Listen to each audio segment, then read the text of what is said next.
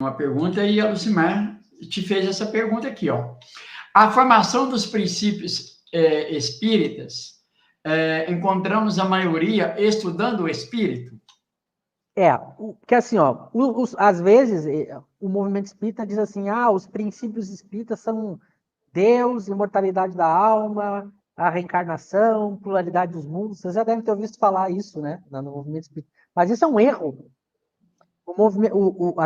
A teoria espírita, ela tem centenas de princípios. Ou seja, são pontos da teoria que eu vou desenvolvendo, mas tudo isso gira em torno do espírito. Por exemplo, o que é o espírito, como ele é criado, como ele evolui, aonde ele vive, como ele tem que agir, para onde ele está indo, qual a finalidade dele. Veja, eu estou colocando vários pontos, cada um desses pontos vão virar vários princípios e vai se constituir toda a doutrina espírita. Então, o objeto, é como você imagina. Imagina que a gente está em cima da mesa com diversos objetos. Então, a gente olha para cima da mesa, eu tenho o celular, eu tenho a caneca, eu tenho um livro, eu tenho uma caneta, eu tenho diversos objetos em cima da mesa. Eu tenho que escolher um para desenvolver toda uma ciência e explicar. Então, o Espiritismo tinha... Kardec dividiu o universo em três partes: Deus, Espírito e Matéria. E aí a gente vai ver com os espíritos que dessas três partes, uma ele vai escolher para desenvolver o estudo do Espiritismo, que é o Espírito. As outras vai ter a gente vai ter um estudo muito limitado e muito rápido, porque eu não consigo tirar muita coisa dele, a gente vai ver por quê a gente não consegue tirar, mas ele foca no espírito. O espiritismo estuda o espírito, com E maiúsculo, porque eu tenho duas definições de espírito na obra, a gente vai ver também, o com E minúscula e com E maiúsculo. A gente vai estudar o com E maiúsculo. Então, toda a teoria espírita vem disso, a partir desse estudo do espírito com E maiúsculo. Posso... Beleza, não, a Lucimar, ela te fez essa, aqui.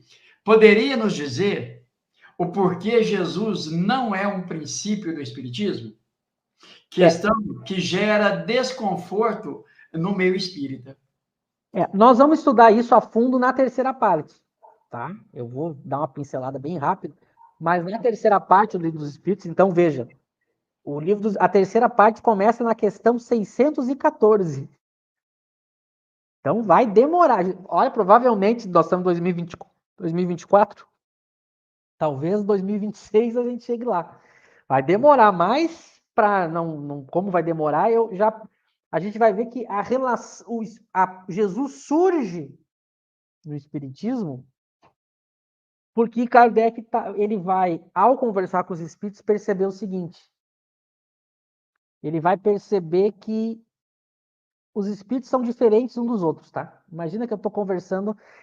Vou criar um exemplo aqui que vai ficar bem claro para todo mundo. Imagina que eu descubro um país isolado de todos os outros e um dia eu descubro que esse país existe e tem pessoas morando lá e eu consigo um telefone. Eu não posso ir lá, mas eu consigo um telefone que agora eu vou descobrir tudo que tem naquele país pelo telefone. Aí eu vou conversando com diversos habitantes de lá e cada um me diz uma coisa. Então é muito parecido. Quando Kardec descobre com a mediunidade os espíritos, e eles se revelam a Kardec, Kardec diz, é um novo mundo que surgiu, que a gente não havia estudado. Embora as antigas religiões e filosofias já tratassem, mas cientificamente ninguém tinha tratado. Então há um mundo novo que se descobre e eles estão à nossa volta. E o meio de eu conversar com eles é a mediunidade. Bom, aí eu começo a fazer perguntas para eles. Como é que vocês vivem aí? O que vocês são? Como é que...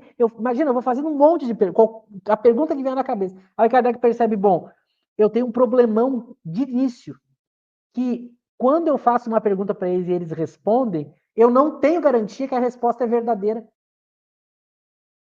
Mas ele descobre que os espíritos estão em situações diferentes. Então, há espírito que está triste, que está infeliz, tem outro que está feliz, tem outro que está vendo coisas que o outro não está vendo. Aí ele percebe, bom, qual é a causa disso? Aí ele descobre que há uma relação entre as ações do espírito enquanto está no corpo, com o modo como ele vai estar depois da morte. Então, conforme ele agiu, é o modo como ele vai estar depois. Então, há uma relação do modo como o espírito vai estar no mundo espiritual com o modo como ele viveu no mundo corporal. Descobre isso na observação, conversando com os espíritos. Então, surge agora uma questão. Eu preciso saber como que eu tenho que viver aqui para estar bem lá. Aí nasce a moral espírita. Um conjunto de regras que eu preciso cumprir para estar bem depois da morte. Eu estou simplificando porque a gente não está estudando hoje a terceira parte, mas para a gente dar uma ideia. Aí Kardec vai perceber que no decorrer da evolução do espírito, espíritos mais evoluídos sempre encarnaram para já nos ajudar a saber como viver aqui para estar bem depois da morte. Não foi só com o espiritismo que se descobriu isso. Aí ele vai falar das revelações. E ele vai perceber que quem trouxe a melhor teoria de como a gente tem que viver para estar melhor depois da morte foi Jesus. Então é nesse contexto que surge Jesus. E ele percebe que a moral que os espíritos vão desenvolver na ciência espírita é exatamente a mesma que o Cristo havia deixado 2000 anos atrás, só que com uma linguagem toda metafórica, alegórica. E que agora, com a ciência espírita, eu consigo enxergar por trás dessa alegoria que já estava lá as informações. Por isso o Evangelho segundo o Espiritismo. O Espiritismo agora consegue ler o Evangelho de uma maneira especial, porque ele tem acesso ao que está por trás de tudo isso, que é o mundo dos espíritos, que o Espiritismo vai desvendar. Então, nota, há uma lógica na própria ciência espírita para chegar em Jesus. Alguns autores do movimento espírita pensam que Kardec falou em Jesus para agradar a maioria das pessoas que eram cristãs no mundo e para trazer mais adeptos para o espiritismo. Isso é falso. O espiritismo chega em Jesus pela ciência espírita, não é porque Kardec quis para agradar, para fazer média, para não... Não tem nada a ver isso. Quem fala isso não entendeu a obra. Nós vamos ver isso, claro que agora eu estou afirmando aqui sem mostrar as questões, mas nós vamos ver. Então, basicamente, eu resumi de uma maneira bem pobre, mas é esse o caminho que se chega até Jesus. Né? Mas tudo que o Espiritismo vai tratar nunca é uma escolha de Kardec no sentido que foi a vontade dele. Não, é sempre resultado do trabalho da ciência espírita. Sempre. Ele vai dizer isso. Todos os princípios, nós vamos ver ele dizendo isso, todos os princípios, elas são oriundos da ciência espírita, não é uma invenção da cabeça de Kardec. Aqui eu acho que ele já vai... bom, agora, como a gente já chegou no horário, é bom que a gente não inicia. O que a gente vai ver segunda que vem? Segunda que vem, a gente vai ver o próprio Kardec falando como foi feito o Livro dos Espíritos. Que é outra coisa que há mitos no movimento espírita tentando dizer, e as pessoas às vezes ignoram que o próprio Kardec explicou como é que a obra foi feita. A gente vai ver ele falando um pouco isso, sobre como foi feito. Então, com certeza, no próximo estudo, a gente vai concluir essa introdução, a gente ainda vai ficar na segunda que vem nessa introdução que a gente está fazendo, então por isso que vocês voltem aqui. E a gente vai completar, e eu já deixo aqui o comercial, Lauro, para o próximo estudo. Quem quer aprender como Kardec fez o Livro dos Espíritos, segunda-feira que vem nós vamos mostrar textos, para que a gente tenha uma noção. Vocês vão ver que depois dessa introdução que a gente está fazendo, quando a gente for ler as questões, vai clarear e vai fazer sentido, mas a gente julgou necessário fazer essa introdução para facilitar o entendimento. Espero que já nesse primeiro momento tenha contribuído e também aguçado a vontade das pessoas de aprender. Da minha parte, eu já agradeço ao Lauro, agradeço quem participou, peço a todos que curtam tanto o canal do Lauro quanto o meu, que compartilhem, que comentem, e voltem aqui. Agora, toda segunda-feira, das 20 às 21, a gente vai estar aqui estudando junto com vocês. Uma boa noite a todos, eu passo para ti, Lauro.